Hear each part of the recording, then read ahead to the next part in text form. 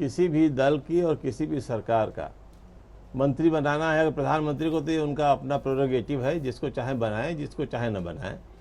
और संगठन में अगर किसी दल के संगठन में अध्यक्ष को किसी को बनाना है तो वो पार्टी की आंतरिक गतिविधि है, उसमें कोई कुछ कह नहीं सकता है। लेकिन जो अमूमन देखा जा रहा है, जो बाहर से देखने में आ रहा है, ऐसा लग रहा है कि सरकार के रूप में प्रधानमंत्री बहुत कंफ्यूज दिखे इसके अंदर।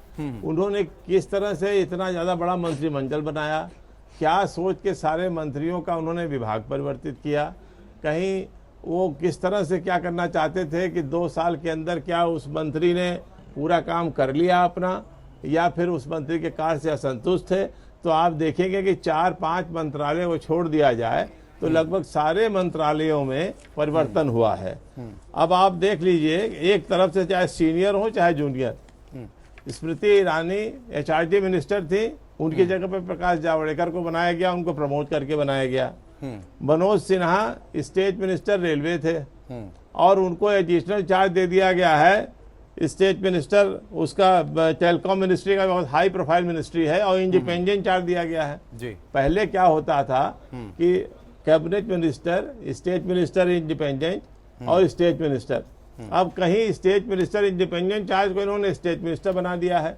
जैसे कि गंगवार साहब थे, वो इंडिपेंडेंट चार्ज उनका पास था, अब उनको फाइनेंस में राज्य मंत्री बना दिया गया। जयंत सिन्हा जो कि फाइनेंस के एक्सपर्ट थे, उनको उठा के सिविल एविएशन में भेज दिया गया।